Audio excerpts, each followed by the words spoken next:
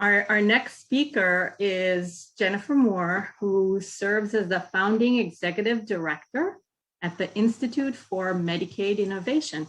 So I'd like to turn it over to Dr. Moore. Thank you, and thank you for the invitation to speak with you today on the critical topic of birth equity, Medicaid, in the context of maternal mortality and morbidity. Next slide. The Institute for Medicaid Innovation is a 501c3 national nonprofit, nonpartisan research and policy organization in Washington, D.C. From our inception, we have focused our work on equitable access and coverage to the nation's largest safety net program. Our work is used by policymakers to inform decisions that influence individuals, families, and communities to support a healthy life. Next slide. We accomplish our mission and strategic goals by leading work in several key areas, such as women's health and equity, by leading innovative initiatives ranging from national learning collaboratives to convening meetings with multiple Medicaid stakeholders to quantitative and qualitative research studies. Next slide. As my colleagues have laid out previously, the US has the worst rates of maternal mortality and morbidity amongst all developed countries. As we compare the maternal health systems between the US and other countries, the biggest difference is their focus on midwifery-led care for all low-risk births. As we dig deeper into the data, we see glaring disparities for communities of color and those enrolled in Medicaid. With almost 50% of all pregnancies covered by Medicaid, it is important for us to consider the root causes of these inequities. It has been clearly noted that structural racism has greatly influenced the maternal health system, but it has also defined the development of the Medicaid program for decades, contributing to the outcomes that we are currently faced with. Despite gradual expansion of federal Medicaid eligibility standards for children and pregnant individuals, historical structures, many tied to racist policies, remain firmly in place.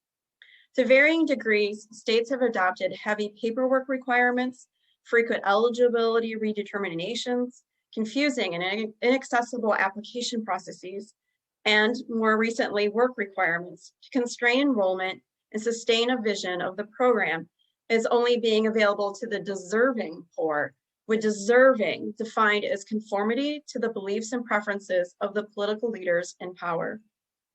State flexibility, a legitimate value that promotes program design that reflects local circumstances, is a defining feature of the Medicaid program.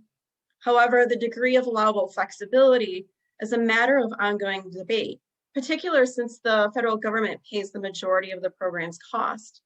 The neutral sounding term flexibility is oftentimes used to perpetuate policies with racist roots, akin to the invocation of states' rights during the Civil War and the civil rights movement to limit rights to those whom political leaders deemed as less deserving. As recommendations and potential solutions are considered today, we need to ground ourselves in this reality and ensure that anything that comes out of our work on maternal mortality is inclusive of the Medicaid population. More importantly, we need to remember that what works for commercially insured individuals oftentimes is not accessible for those who are enrolled in Medicaid. Next slide. What do we know about maternal health in the US? Well, as others have mentioned through this workshop, there are rising rates of maternal and infant mortality and morbidity with significant racial and ethnic disparities. Healthcare costs are increasing with poorer outcomes. There are increased reports of traumatic patient experiences. Workforce shortages are increasing, presenting challenges for network adequacy. And there are rising unmet social needs, implicit bias, and structural racism. Why are these statistics important to Medicaid? Considering the number of births in the US that are covered by Medicaid, with some states as high as 70%, there's an opportunity to focus on those served by this program to improve access to high-value, evidence-based care. Next slide. In the US, there are over 1,000 counties represented in red who do not have a single midwife, obstetrician, hospital, or birth center. The counties in red are maternity care deserts. A fair number of these counties are located in the central and southern portion of the US and states that have not expanded Medicaid coverage. Next slide. Generally speaking, as you can see on this slide, utilization of midwifery-led care is relatively low across the US. The numbers are even lower when stratifying the data by payer type. Those who have Medicaid coverage are less likely to have access and coverage to midwifery-led care. And yet this population has the greatest potential to benefit from this model. Nationally, there's been an increase in the number of midwife-led births, but it's a slow increase. The proportion of all births attended by midwives is about 9.4% in the most recent year. Next slide. What do we know about the outcomes from midwifery-led models of care? Well, consistently studies have found that midwife-led models of care, whether in the hospital or in freestanding birth centers, ensures that individuals receive the right level of care for their risk level, resulting in overall lower risk rates of induction of labor, augmentation, C-sections, preterm birth, low birth weights, and NICU admissions. Midwifery-led care has also been shown to improve patient satisfaction scores and reduce liability claims by offering culturally congruent, respectful care that is person-centered. Next slide. However, in the US, we have a ratio of about 0.34 midwives for every one obstetrician, the lowest of any industrialized country. We also have the highest rates of maternal mortality, as noted earlier, to other countries. Using Australia, the Netherlands, and UK as a contrast, the midwife to obstetrician ratio is much higher, and they also have significantly lower maternal mortality rates. Next slide.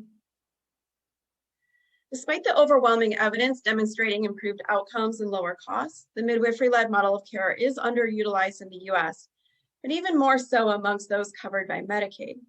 Based on our extensive research at the Institute for Medicaid Innovation, we have found that the midwifery-led model of care can be an important intervention to address the escalating poor birth outcomes, disparities, and racial inequities in maternity care for the Medicaid population. Next slide. The value of midwifery-led care has been widely recognized in achieving high quality, reducing costs, improving satisfaction, and supporting network adequacy. With over 30 years worth of evidence that demonstrate the value of midwifery-led models of care, it is gaining recognition as a gold standard model. For instance, the evaluation of the Strong Start Initiative for Medicaid enrollees, a 5-year program launched by CMS, found significantly better outcomes for people receiving care in midwifery-led birth centers compared with matched population controls, including a statistically significant decrease in the rates of C-sections, preterm births, and low birth weight newborns.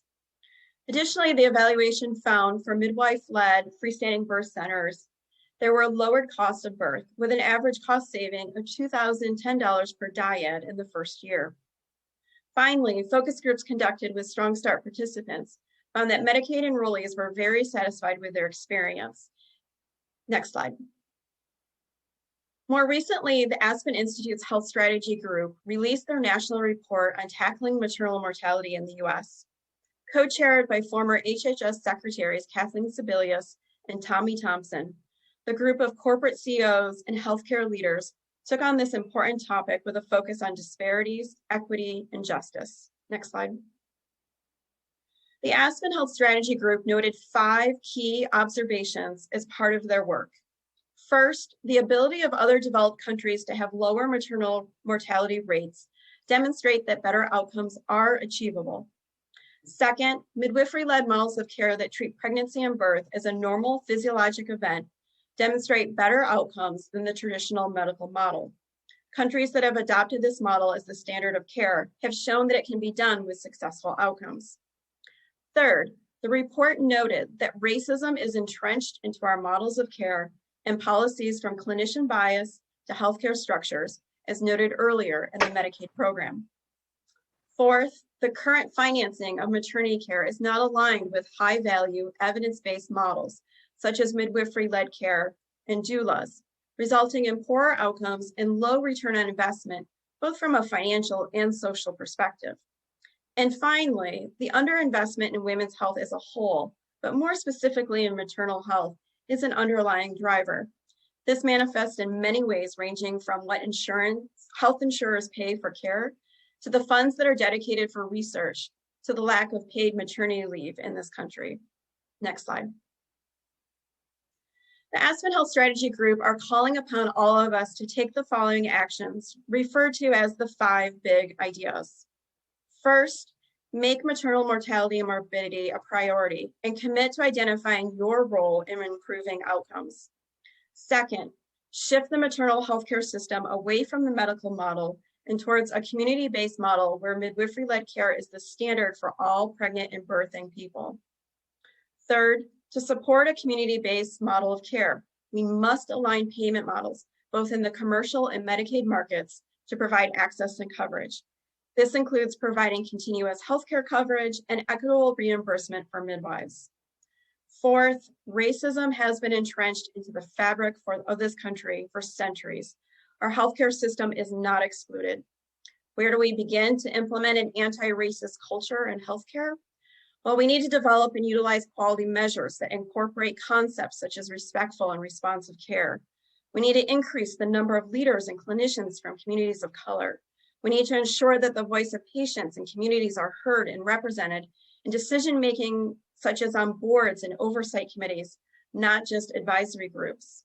We need to train everyone in the healthcare system on the history and manifestations of structural racism and how it can be dismantled. And finally, every policy and procedure within our healthcare system must be evaluated for bias, racism, and oppression, with efforts taken to dismantle and undertake corrective action. And for the last big idea, the Aspen group noted that the data on this topic and women's health generally is shockingly limited. Establishing robust data collection systems and analysis, developing quality measures, leading statewide initiatives, and investing in research are all critical steps that need to be taken. As clinicians, researchers, policymakers, and leaders, we have an opportunity to take this knowledge and lead our communities toward these goals. Next slide. So where do we go from here, especially for those enrolled in Medicaid? Advancing high-value, evidence-based perinatal models of care require each Medicaid stakeholder to conduct a self-assessment to identify their individual role before they can establish an action plan to support the collective effort. For each stakeholder, there's a need to look broadly outside of individual space to identify opportunities and challenges to elevate the identified facilitators and mitigate barriers to achieve birth equity. For instance, there are multiple opportunities for state Medicaid agencies to support birth equity, including establishing standards for equitable compensation of midwifery-led models of care, eliminating incident to billing, and evaluating network adequacy to ensure that midwives are included. States can also take action to ensure Medicaid enrollees have access and coverage to a comprehensive suite of services to complement midwifery-led care, including doulas, perinatal community health workers, and other home visiting programs. Medicaid health plans can make a difference in supporting birth equity by establishing equitable reimbursement for midwifery-led care and supporting services at a minimal of the Medicaid fee schedule to support the financial sustainability of this high-value evidence-based model. Another opportunity for Medicaid health plans would be to engage communities and members to learn about their preferences, values, and beliefs, and using that information to align with midwifery-led care as an option for their care.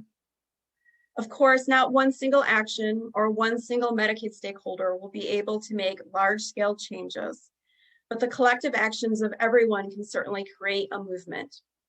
Each of us knows that change isn't easy. It will take every Medicaid stakeholder to address birth equity for the Medicaid program. As we consider how to tackle the alarming maternal mortality rates, the obvious option is to choose solutions that we already know are innovative and cost-effective. Instead of reinventing the wheel, we can step back and acknowledge that sometimes being innovative, on the cutting edge, and cost-effective means doing less. It means going back to what we know to be true. It means returning back to our basic and fundamental understanding of birth and respecting that all people deserve an experience that is person-centered, with access and coverage to the best care that is free from racism and oppression. Our contemporaries in other developed countries are already doing this and have far better birth outcomes than we do. We do not need more evidence to demonstrate what we need to do. We are at a point where we simply need to do it. We can't wait for others to prioritize women and people of color. We just have to take the lead and do it. I want to thank you for your time and attention today, and I'd love to answer questions later that you may have. Thank you.